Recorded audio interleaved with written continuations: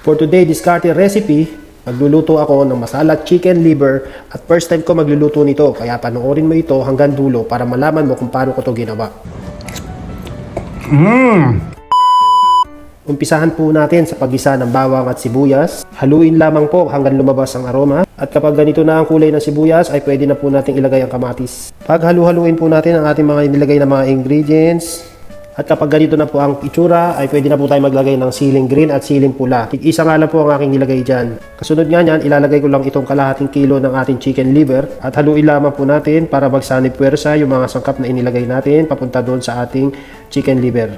At kapag ganito na po ang itsura, ay pwede na po tayo maglagay ng turmeric, chili powder, coriander powder, at ito pong ating Kashmiri chili powder. Dahil nga po first time ko lang magluto ng ganitong klaseng ulam, ay katubas lang po ng isang kutsara ang dami. Dahil baka pag sumobra po ang lagay natin ay baka hindi po natin makain dahil sa sobrang anghang po. Kaya ang tip po sa akin ng kaibigan kong India ay tig-isang kutsarang powder lang ang aking ilagay. Matapos nga po nating mailagay lahat ng ating mga spices ay hahalu-haluin lamang po natin ng ganito para naman po sa ganon ay kumapit yung mga inilagay natin. At kasunod po niyan ay maglalagay po tayo ng kalahating litro ng tubig. At pagkabuhos nga po natin ng tubig ay hahaluin po natin uli ito. Halo lang po tayo ng halo.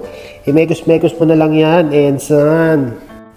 At makalipas nga po ang ilang minuto, mas pasasarapin pa natin yan dahil maglalagay po tayo ng toyo at alam nyo na itong nilalagay ko. Nag-add lang din po ako dito ng konting asin para magkaroon lang po ng sipangan ng konting alat. At kamukhaan po ng kanina ay maghahalo-halo na naman po ulit tayo dito para po mag-mix together yung ating mga sangkap at pampalasa at mga spices na inilagay po. At titikman ko po ito ayon sa aking panlasa. Goods na po sa akin yung anghang, pati na rin po yung lasa, goods na po. Kaya maglalagay na po ako dito ng coriander leaves. At habang hinihintay ko po maluto, napasilip po ako dito sa bintana. Napakaganda po ng kalangitan.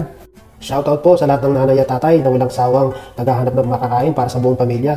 Shoutout din po kay Carmelita Parpan ng Lucena at kay Marites Osenia Alcazar ng Batangas. Maraming salamat po, na-appreciate ko po kayo. So ayan na guys, tikman natin yung ating nilutong chicken liver Indian style.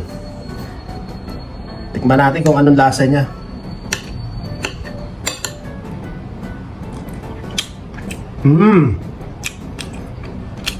Masarap yung chicken liver. Tapos hindi siya masyadong maanghang kasi nakontrol natin yung powder na nilagay natin. So first time ko lang magluto ng ganito, ng chicken liver na may mga spices ng ating kapatid ng mga Indian. Okay siya.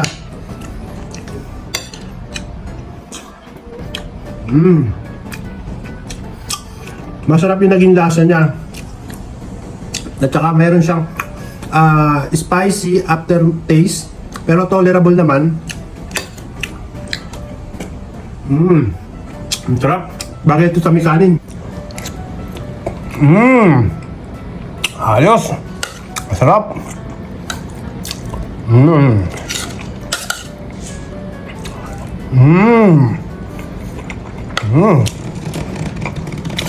Hanggang dito na lang po ang ating video dahil po takam na takam po ako dito at sarap na sarap sa aking niluto. Napakasarap na masala chicken liver. At maraming salamat po sa panonood ng aking video.